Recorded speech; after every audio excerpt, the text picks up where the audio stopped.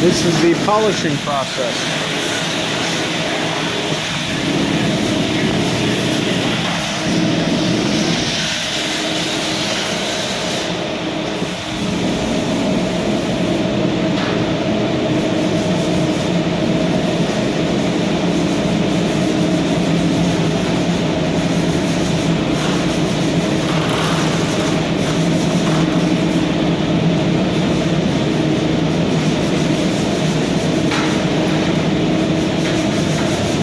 See, it brings everything to a mirror sheen.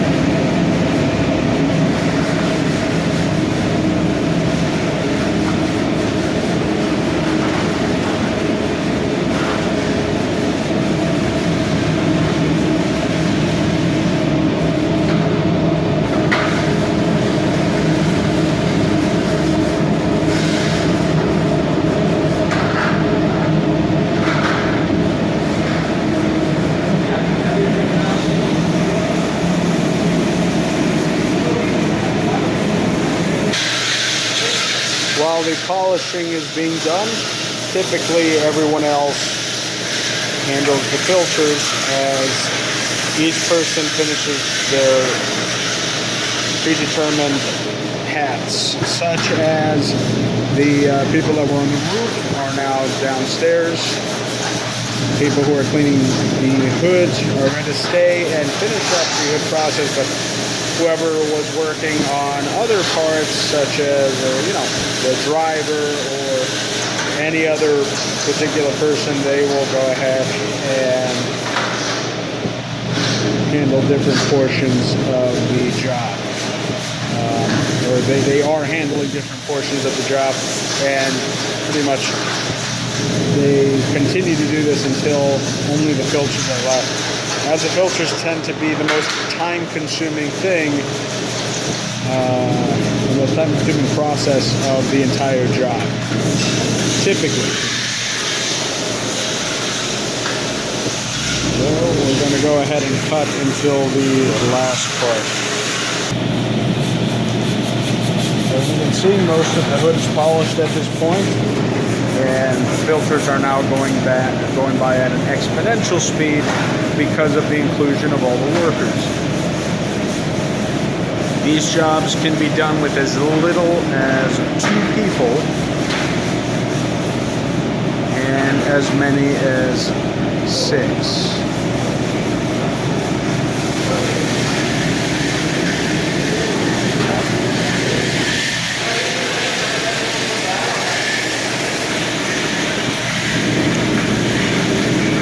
Now the inside polishing begins as the outside polisher wraps up the entire hood section, typically only up to the edges of the hood, meaning we do not begin polishing the fryers or any other kitchen equipment, primarily just the hood, unless there is a request by the customer to have us do more. But it is the wall to wall, inside and out. Any part that is not stainless steel is typically not polished. Only the stainless steel parts of the actual hood are polished, as can be demonstrated here. Here the polish is done.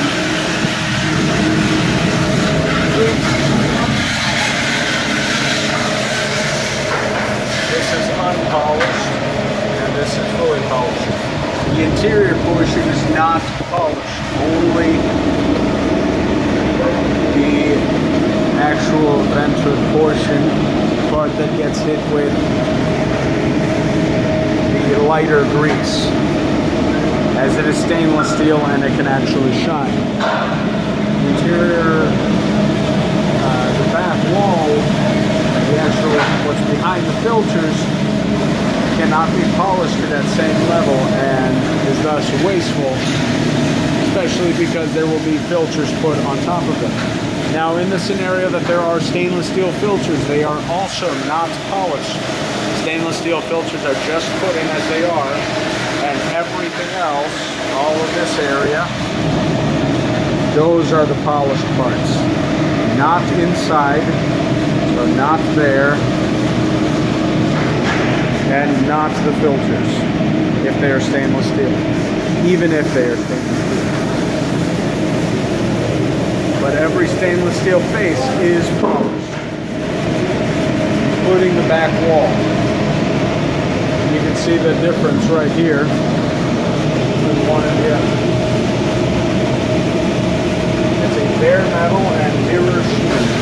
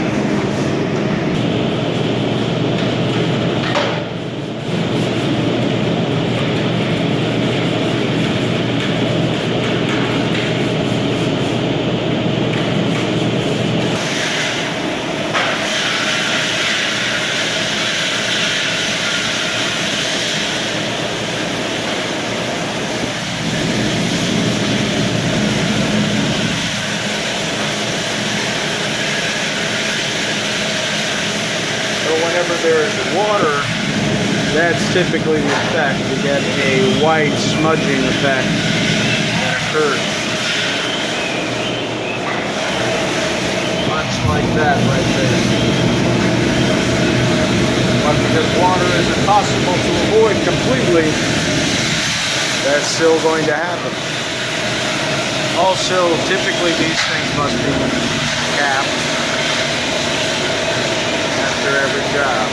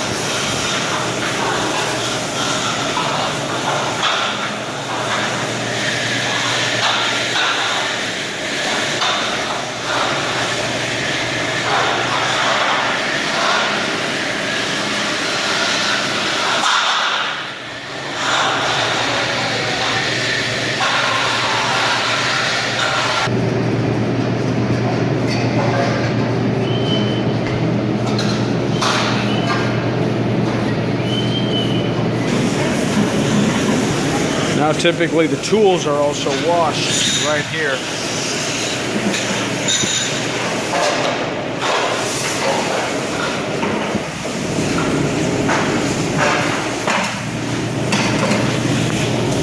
And everything is thrown into a bucket. Want to avoid water being in the bucket so as to not oxidate the tools. So to not create a stench either. We do keep, in almost every scenario, we keep all of the rags that we use, and they're washed and used again.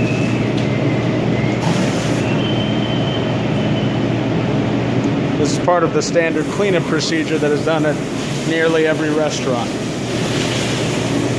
This is an unusual layout, but this is done all the same pretty much everywhere. It's always good to identify your local drains as to use as the area where you will be washing filters and doing such things.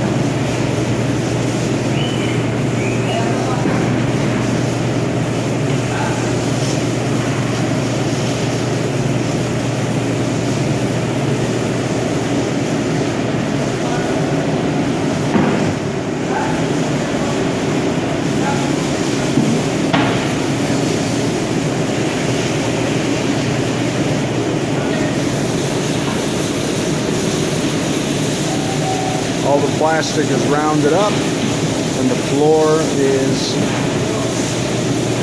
washed and sometimes scrubbed clean because of the residual grease and chemicals that are left behind.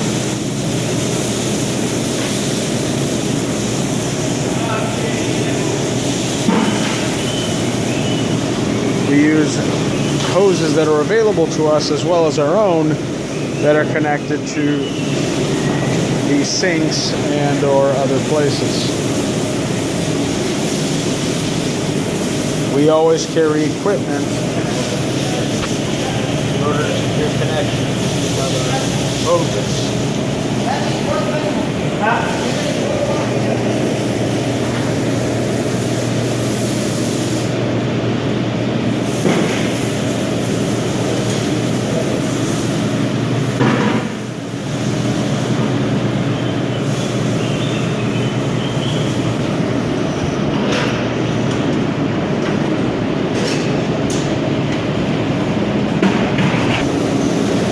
This is a completed product.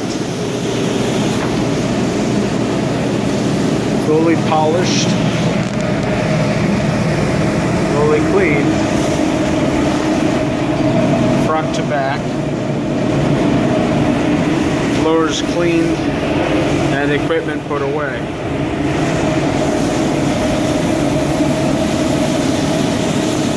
Pilots are always checked and caps are replaced on the fire extinguishing system.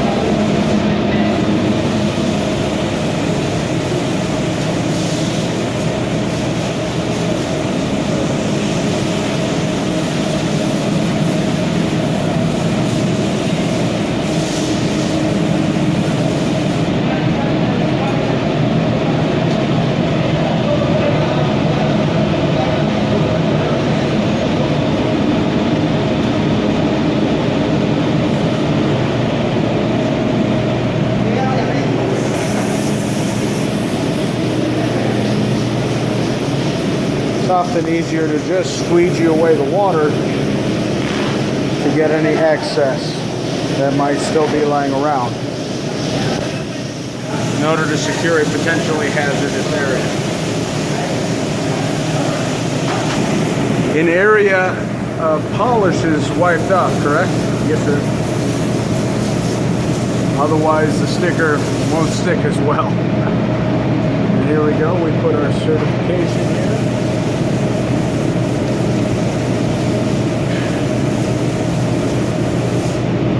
And on this sticker, display our certificate of performance, our phone number for the customers to reach us at any time,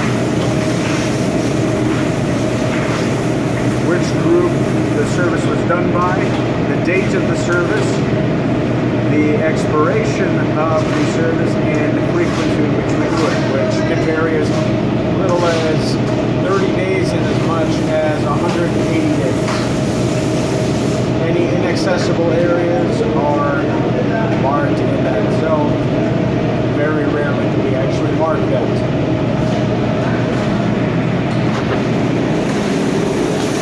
Then any sort of final touches are performed until we get a completed product,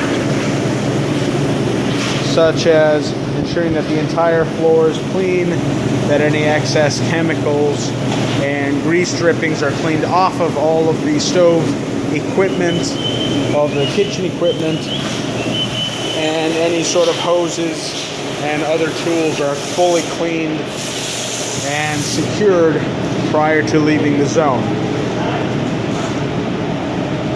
This kind of care would be taken up top as well in order to ensure that there is no sort of an issue with any sort of tools or unsecured pieces on the roof as well. The roof and downstairs portions are meticulously re-inspected prior to exiting in order to ensure that nothing is left behind and that no other points are incomplete.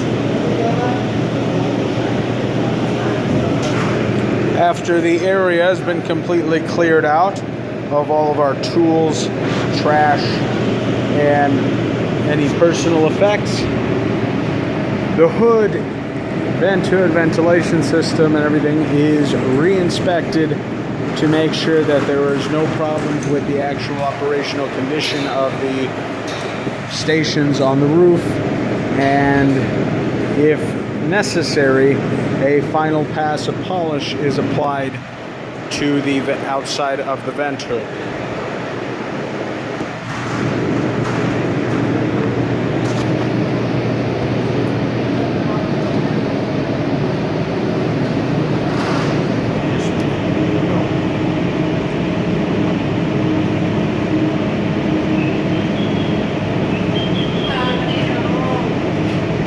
Did we supply these fire extinguishers? No, they're new already. They just got, the company's got to, they update them and the fire ones will change. Oh, okay, gotcha. So you're essentially making sure that they're not expired, and if they are, you would let the owners know, right? Yeah, and if they're red tagged, I'll run right here. They're red tagged because they're in or something. Oh, okay, gotcha. That makes sense. Is this simply like a quality control step on our part? Okay, gotcha.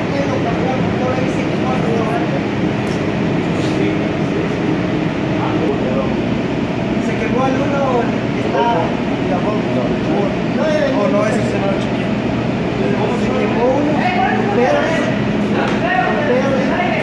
So we got a bunch of belts in there. Right.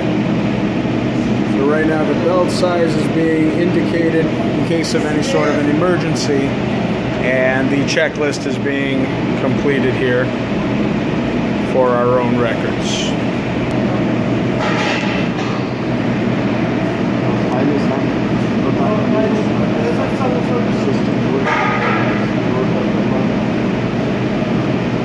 So everything is checked off, and there's a full quality control inspection checklist that is done at the end of the job when we are ready to pack up and actually leave, correct?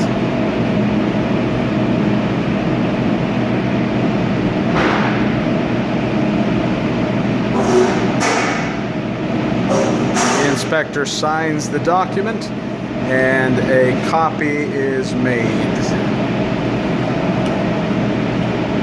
Carbon copy. But